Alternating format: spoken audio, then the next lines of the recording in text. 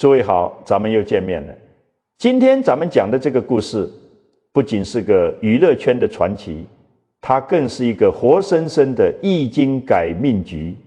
我跟大家讲啊，很多朋友平时总在后台问我，为什么我长得比别人好看，干活比别人多，可就是发不了财，出不了头？为什么有的人看起来普普通通，啥也不是，最后却能大富大贵？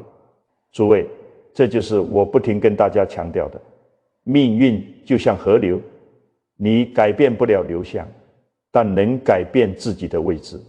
今天咱们就借着这位大家非常熟悉的，在港圈红了30多年的某 L 姓天后的亲身经历，用咱们老祖宗的易经智慧，给大家把改命这个事儿掰碎了、揉烂了，讲得明明白白。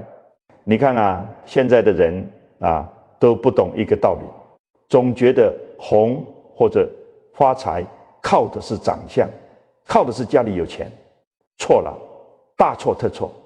咱们把时间倒退回上世纪80年代的香港，那个年代的港岛娱乐圈是什么神仙打架的地方？那会儿走出来的女明星，咱们用代号说什么某梅姓天后，什么某叶姓女星，还有各种港姐出身的大美女，那真是一个个明眸皓齿，倾国倾城，对不对？可是咱们这位 L 姓女星呢，单眼皮，小眼睛，五官平平，用她自己的话说，当时站在那群大美女中间，她就是一只彻头彻尾的丑小鸭。但在咱们命理学里，有一种面相和命格，叫做气藏于内，不露锋芒。很多长得极其惊艳的人，往往属于火性太旺，一开始光芒四射，但如果八字里没有足够的水来压住，很容易就像烟花一样，开完就散了，后福不长，也就是咱们常说的福报太大反而招灾。而像 L 姓女星这种起初看着不起眼，但眼神笃定、气场沉静的人，在易经里这就叫潜龙勿用。什么是潜龙勿用？诸位记住了啊，这就是老祖宗告诉我们的第一个人生真相。当你的时机没到，实力不够的时候，最好的风水就是长走，就是折佛。当时只有15岁的他，完全没想过当什么大明星，他就是喜欢音乐，在一个某知名电台里当个小 DJ。 有趣的是什么？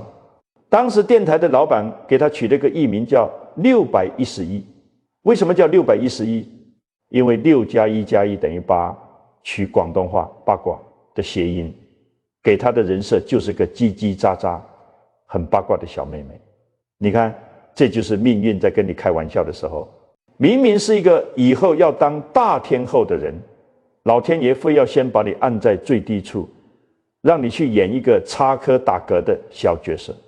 换作现在的年轻人，可能早就抱怨了，凭什么让我装傻充愣？凭什么不给我大舞台？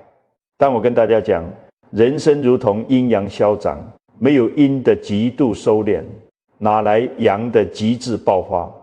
他在电台里老老实实的做着深夜节目，播着自己喜欢的音乐，不争不抢。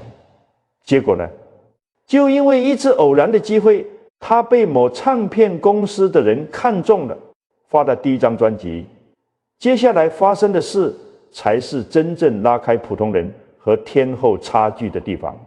诸位竖起耳朵听好了，现在的选秀明星出了一张唱片，恨不得全天下都知道自己是顶流。可咱们这位 L 姓女星出完第一张专辑后，她的第一反应是什么？是躲起来。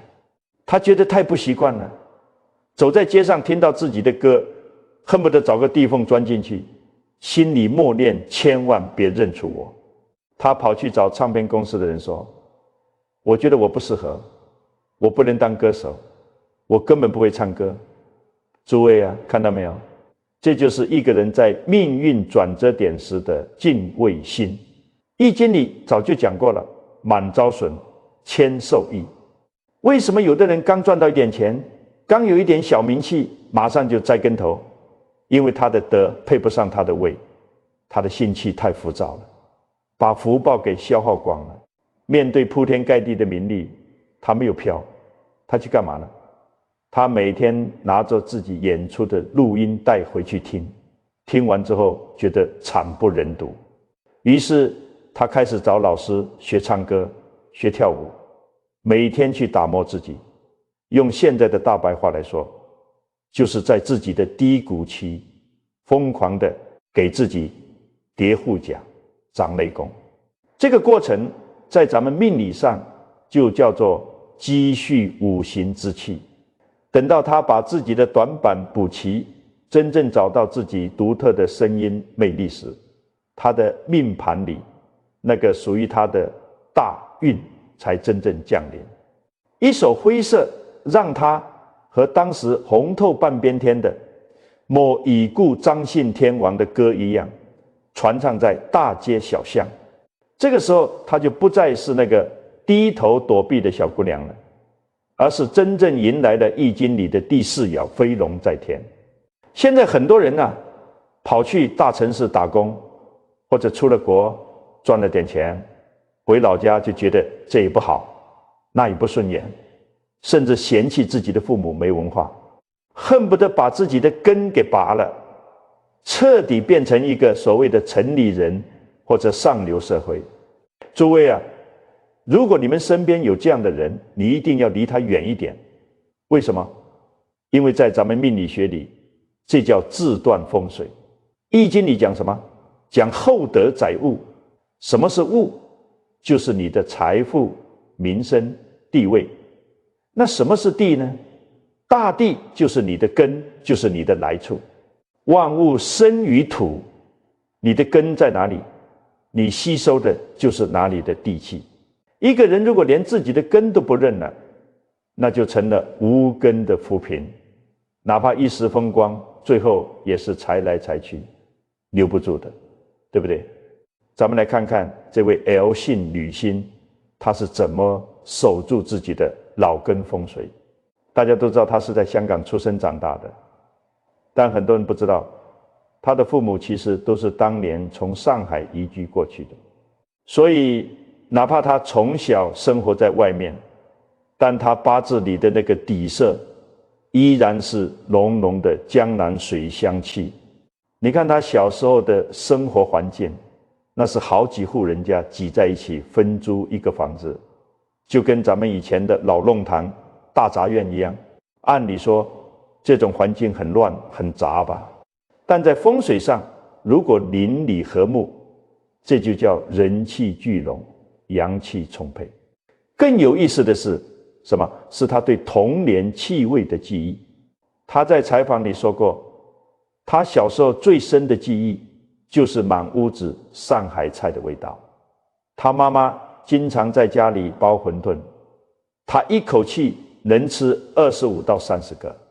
家里还会做烤麸、做罗宋汤、炸猪排、拌色拉。拌色拉的时候，妈妈还会教他一定要顺着同一个方向搅拌，不能来回反着搅。诸位你听听，这就叫生活里的道顺着一个方向搅。这在易经里叫顺势而为，气场不乱。这种看似不起眼的家常小事，其实就是长辈在不知不觉中把一种安稳规矩的能量磁场注入到了这个小女孩的生命里。还有她家里的声音，她爸爸是个拉二胡的乐手，她妈妈喜欢唱传统戏曲。她小时候听不懂什么叫爱情，但只要爸爸的二胡一响，妈妈开始唱那出著名的《梁祝》，唱到那句哀怨的戏词时，她一个小小的孩子竟然能听出里面的情感，深深地印在脑子里。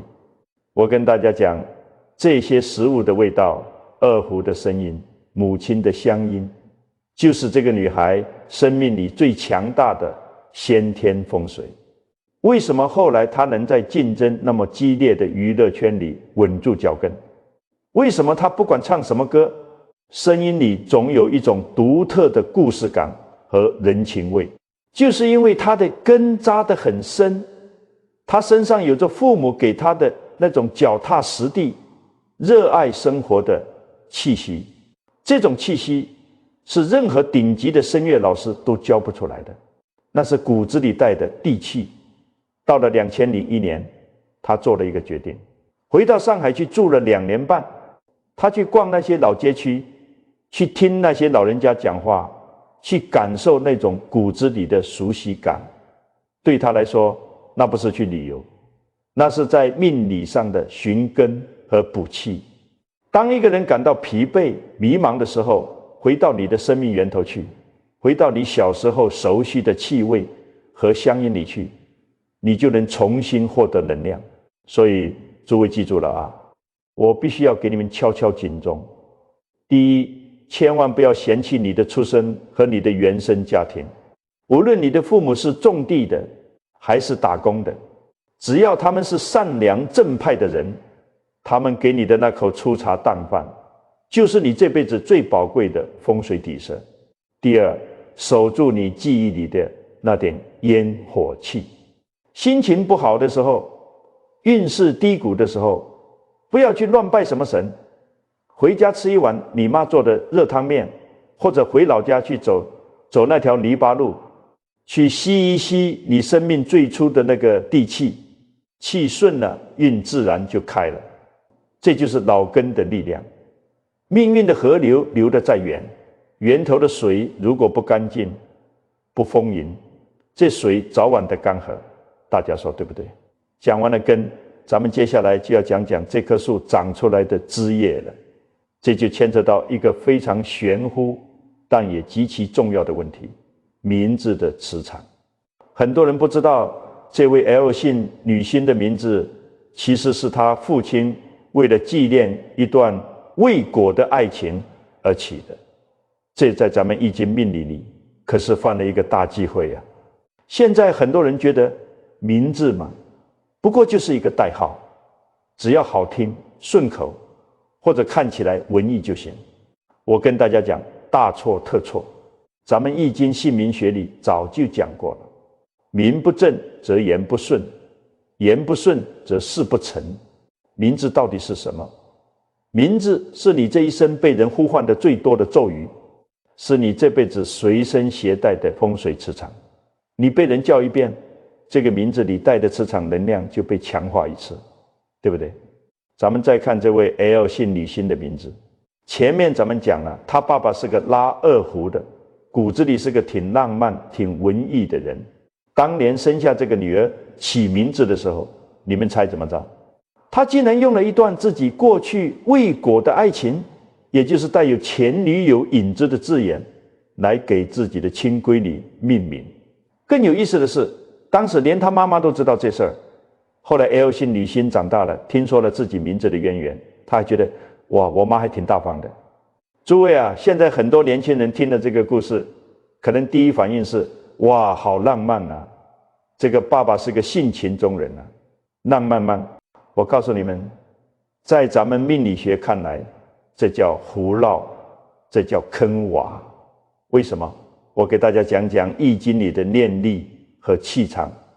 大家想想，一段未果的爱情里面带着的是什么能量？是遗憾，是残缺，是求而不得，是深深的执念啊！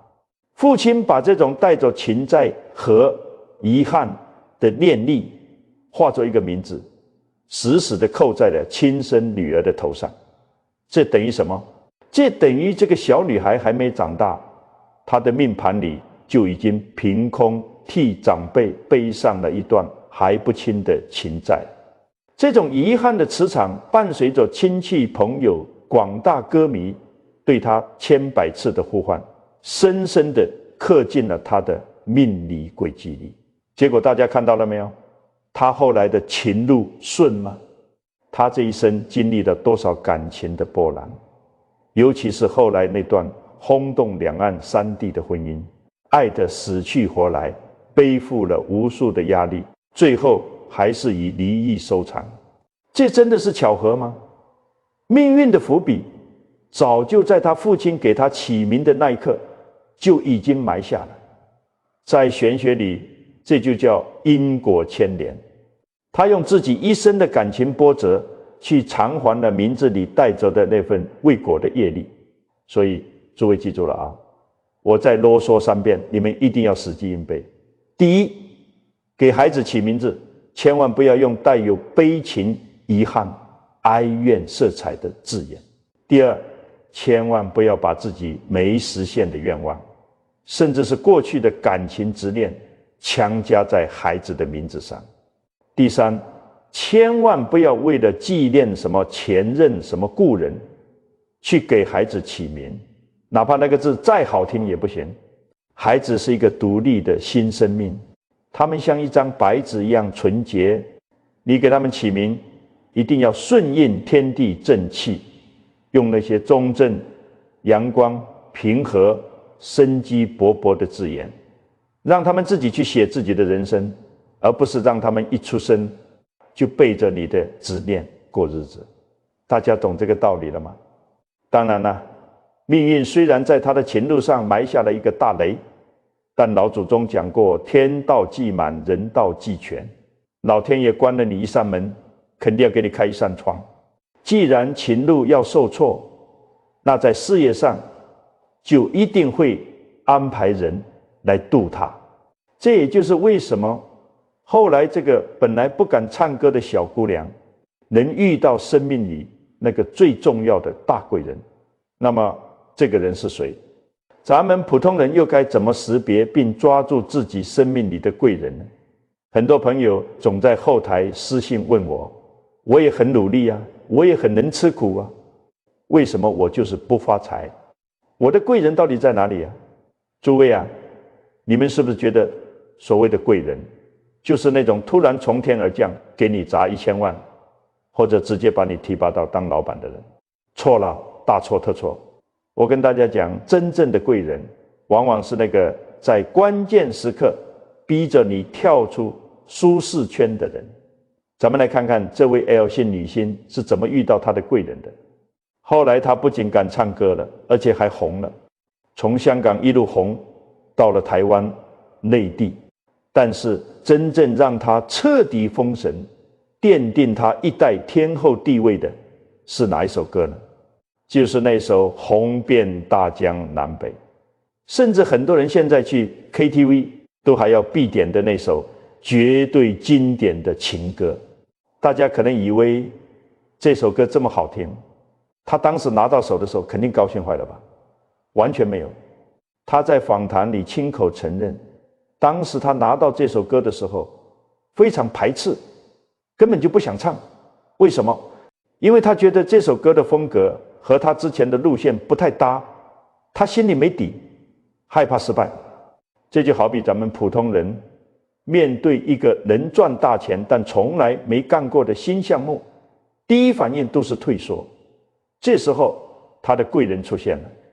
当时他身边的一位某街姓金牌制作人根本不听他的解释，极其强势地告诉他，你一定要唱，必须唱这首歌。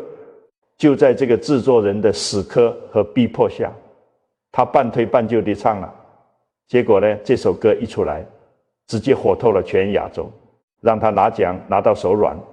诸位啊，这就是咱们易经命理中非常高级的一个格局，叫做借木生火。你们想想，他本人是那个等待发光的火，如果没有木头去添柴，这把火可能就只能维持个小火苗。而那个逼着他去唱这首歌的制作人，就是他的木。在五行相生里，木是生火的，贵人就是燃烧自己，用自己的经验和眼光，硬生生的把你这把火给烧旺的人。所以诸位记住了啊，我给大家总结一下，到底什么是你生命中的珍贵人？我啰嗦3遍，你们一定要刻在脑子里。第一，贵人不是顺着你的人，而是敢于打破你认知的人。当你觉得自己不行，想放弃的时候，那个在背后狠狠推你一把，甚至骂醒你的人，就是你的贵人。第二，贵人能看到你身上连你自己都没发现的潜力，就像那个接信制作人，他知道这首歌一定能把 L 姓女星的嗓音特质发挥到极致。第三，你要想遇到贵人，你自己的先是一块好料。易经讲同声相应，同气相求。如果 L 姓女星自己没有日复一日的苦练唱功，没有那副好嗓子，人家制作人凭什么非要逼着她唱？这就叫自助者天助之。你自己是一把干柴，贵人的一根火柴才能把你点着。你要是一块烂泥，贵人拿火焰喷射器也烧不旺你啊，对不对？你看啊，在贵人的扶持下，他不仅有了大爆的代表作，还遇到了当年那个才华横溢的某乐坛教父，两人从互相欣赏到结为连理，一时之间成了整个娱乐圈的金童玉女。可是好景不长，这段轰轰烈烈的婚姻最终还是以离婚收场。为什么明明相爱的人最后却过不到一起去？这婚姻里到底藏着什么样的致命规律？提起这位 L 姓女星和那位某乐坛教父的婚姻，当年那可是轰动了两岸三地。一个是唱透女人心的天后，一个是写尽凡人愁的才子。当年他们为了走到一起，那可是顶着漫天的流言蜚语，背负了巨大的心理压力。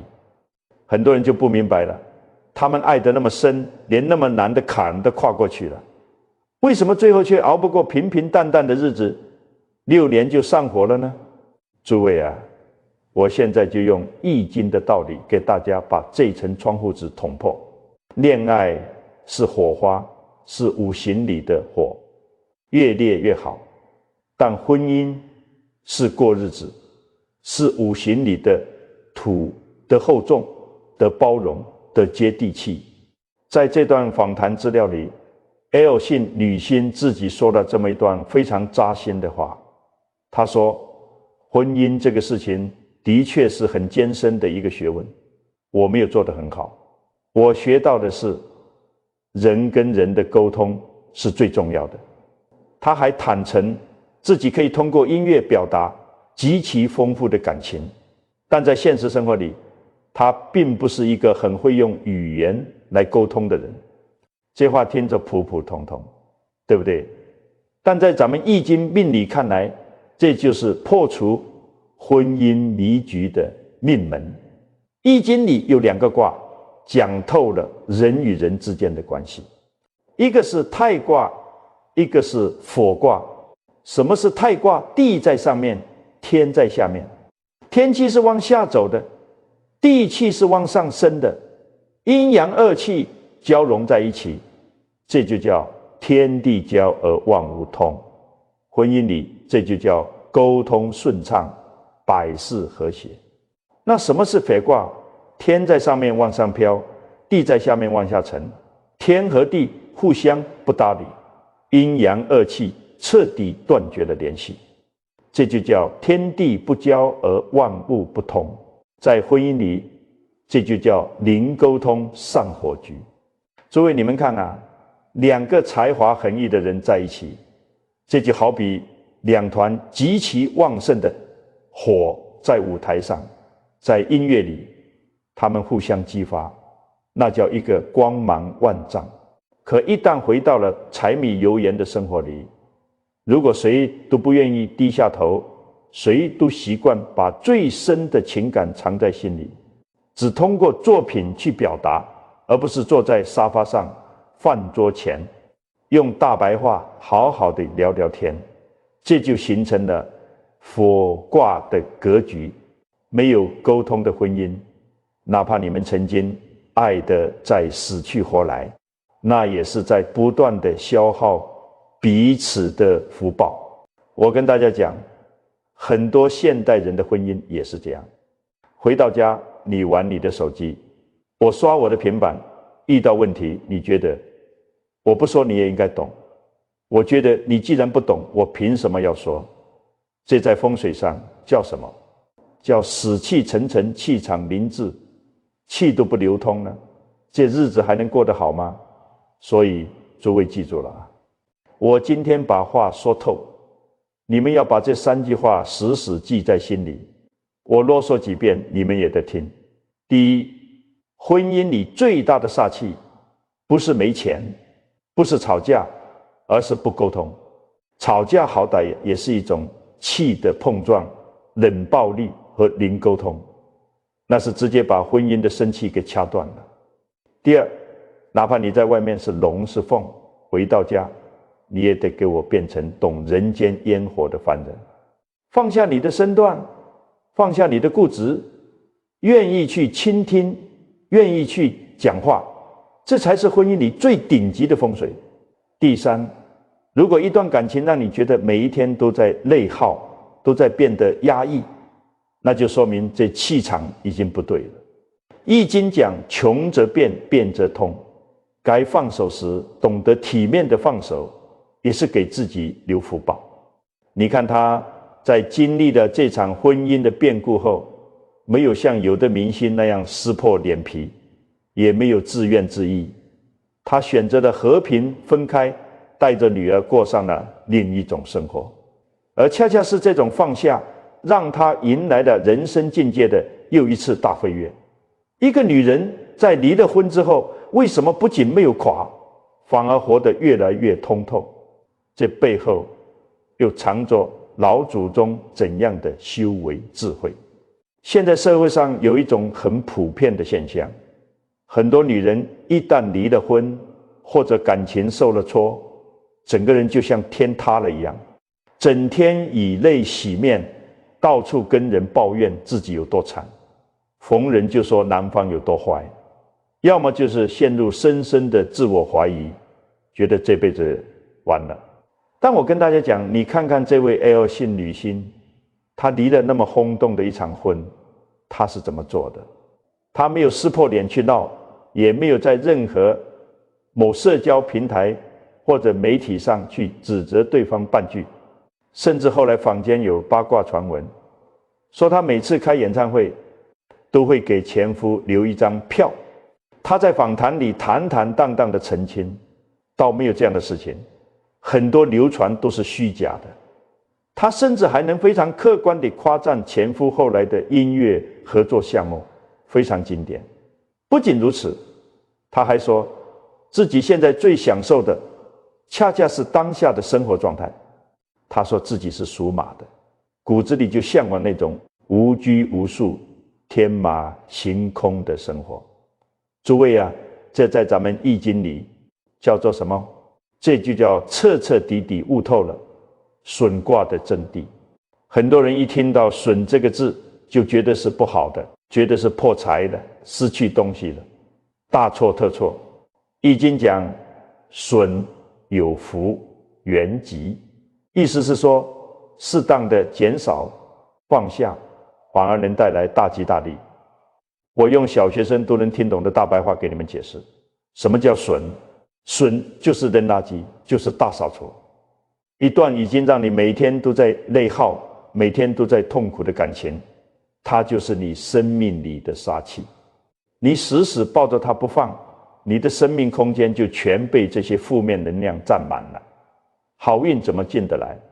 当 L 姓女星果断地结束了那段不再适合的婚姻时，在外人看来，她失去了一个才子丈夫，但在命理上，她其实是清理了自己生命里的淤堵。她把消耗自己的执念放下了，她的心气儿就通了，属于她自己的那匹天马，终于可以自由自在地奔跑了。也就是我今天要教给诸位的第一个顶级风水：放下向外的索取，不纠结烂人烂事。这种断舍离的心性，就是女人最强大的护身符。咱们再看她是怎么做母亲的，这也是极其重要的一环。离异家庭带出来的孩子，很多人会觉得肯定心里有阴影。可你看看他和女儿是怎么相处的。他在访谈里说，当母亲是他生命中最美好的一件事，但是他从来不摆出那种我为了你付出了多少，你必须听我的那种长辈架子。他跟女儿怎么沟通？跟朋友一样，他会跟女儿分享音乐，但绝不去强迫女儿接受自己的喜好。他说，这种没有距离感的相处才是最好的方法。诸位，这在易经里，这就叫坤卦的境界。地势坤，君子以厚德载物。什么是大地？大地孕育了万物，但他从来不去控制万物，说你必须长成什么样，你必须往哪边开花。大地只是默默地提供养分，让万物顺应自然去生长。现在很多当妈的生怕孩子输在起跑线上，天天盯着孩子写作业，孩子稍微有点不顺自己心意就大发雷霆。这叫什么？这叫火气太旺，反灼伤目。你把你自己的焦虑、控制欲全都变成了煞气，压在孩子身上。孩子的运势能好吗？ L 姓女星把女儿当朋友，用平等包容的心态去陪伴，这就给自己和孩子之间建立了一个无比通透、温暖的正向能量磁场。这种磁场里长大的孩子，根本不需要你去求神拜佛保佑他，他自带的风水就已经好得不得了了。所以诸位记住了啊，我再啰嗦3遍，女同胞们一定要刻在骨子里。第一，女人最顶级的风水，绝对不是找个有钱的老公，也不是把自己整得有多漂亮，而是你自己那颗不被外物所困，拿得起放得下的心。第二，不要害怕失去。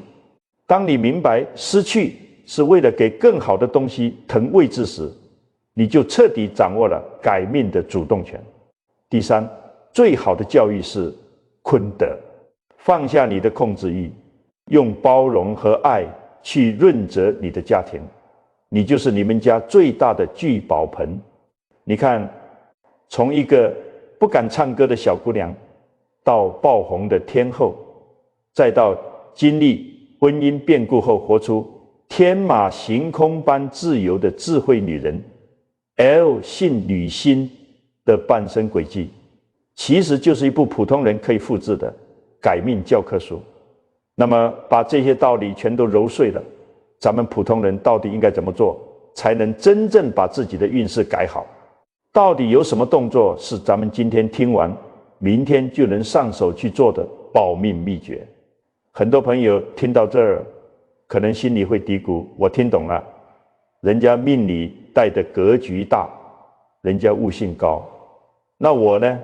我就是一个每天为柴米油盐发愁的普通老百姓，我到底怎么做才能改我的命？